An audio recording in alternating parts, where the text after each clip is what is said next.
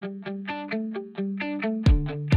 this video, I explore how shooting with different focal lengths will change the look of your portraits.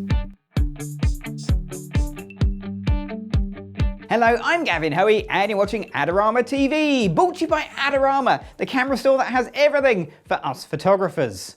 Now, I'm working in my small studio and often I find I shoot a lot more headshots than I do full-length portraits. And I think that's just down to the physical size of the space. I've also got a range of focal lengths to use. I've got everything from wide-angle lenses to telephoto lenses. But what's the best focal length for shooting headshots? Well, I'm going to do a little experiment in this video by shooting the same shot with lots of different focal lengths and we'll see how they compare. So let's get a lighting set up, a model in and get shooting. So once again, I've been joined by Fern, who's going to be the model for this shoot and help us with this little experiment. Now, before we go through the photography, let's run through the lighting. I'm using a fairly straightforward classic beauty lighting or clamshell lighting. That's my Streetlight 360 in a small softbox and a white reflector below just to bounce a bit of light underneath, fill the shadows. But to make it more interesting, I've also added a background light. So we've got a nice gel on the background here and two separation lights, just a couple of speed lights. Those are going to help just to give a little bit more of an edge around Fern's face, make the shot a bit more interesting, but also we can tell then whether the lighting is affected by the focal length of the lens. So I'm going to start taking my pictures with the wide angle lens. I've got a 12mm lens. That would be the equivalent of a 24mm lens on a full frame camera. I'm using micro four thirds. So 24mm lens, that is a wide lens. That's not normally something I would use for a head and shoulders portrait. So to use it, well, I actually can't get close enough. Now I want to frame all of my shots up the same, basically just below the dress, just above the head. Now to get that framing, I have to lean in with my camera a crazy amount and I get some really weird distortions. This is not a good lens focal length for portraits. Also, the wide field of view is causing a couple of problems. I'm almost getting the edge of the speed lights, bit of flare there, and the background looks way thinner than it really is. Now I do use a wide angle lens in portraiture in my little studio. There are times you have to do that with a small studio space, but I generally keep those either for creative effects or for shooting much wider shots, group shots, that kind of thing, where I'm backed up quite a bit further. Let's go for 25mm or the equivalent of a 50mm on a full frame camera. This is kind of the classic focal length for shooting portraits. How does it work?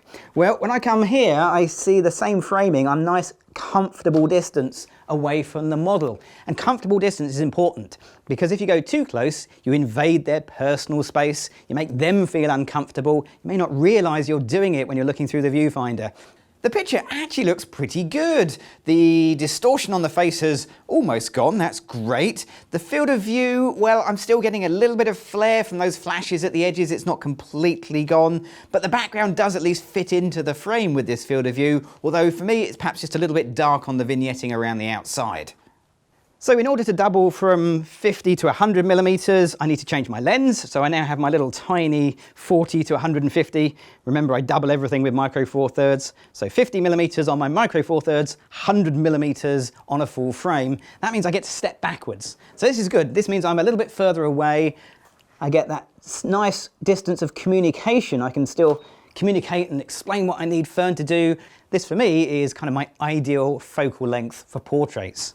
And that really shows in the picture as well. There's no distortion in the face, there's no lens flare anymore, that's all been solved. The tighter field of view just crops into that background a little bit more, gives a really nice background coverage. So doubling from 50 to 100, that's 200mm on a full frame camera. That means I've got to get much further back. How much further back? Well, I'm only in a small studio. I've got to get a lot further back. I've got to be pretty much where you guys are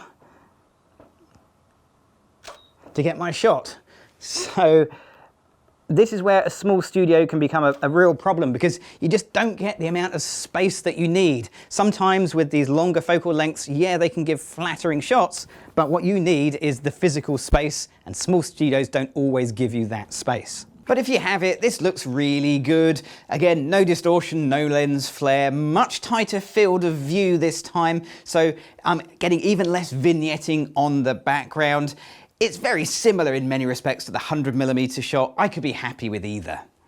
Well, this lens will go that little bit further. It'll go up to 300mm. It's got to be worth a try, hasn't it? So 300mm, let's take a shot like that. And for that, I've got to go way back.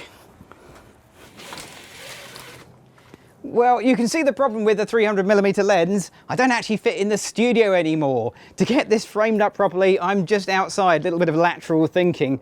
Yeah, I mean, this works, but I've got a few problems. Obviously, small studio, lack of room, also communication. Fern can barely see me, let alone hear me. So whilst this will work and I can take a picture, it's not exactly practical. I'm going back in, I think. So I guess the question is, which is the best focal length for portraits? And the answer is, well, all of them, because it's up to you. It depends on the style of shot you want. If you want to do a crazy, wacky, wide-angle shot, then do that shot. That's fine. If you have the space and you want to do a 300mm shot, great, go for it. It's all down to the design of the picture you want. Feel free to experiment. And that's what we're going to do now. We're going to get a little prop for Fern to play with, and we'll take a few shots, change things around ever so slightly, and try a few different focal lengths and see what works. Okay, Fern, are you ready? Yeah. Okay. Grab you some glasses. Okay, here we go. Smash it. It's easy.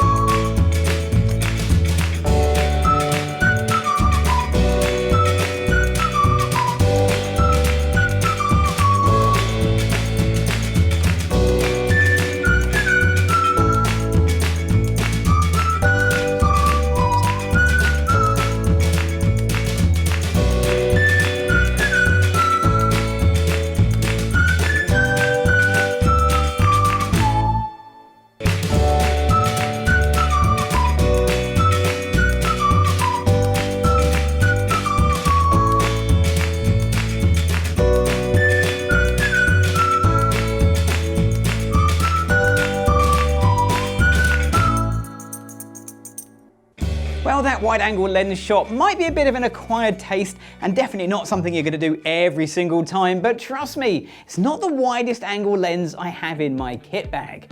So if you want to see more videos from myself and the other amazing presenters right here on Adorama TV, you know what you've got to do? You've got to click on the subscribe button. I'm Gavin Hoey.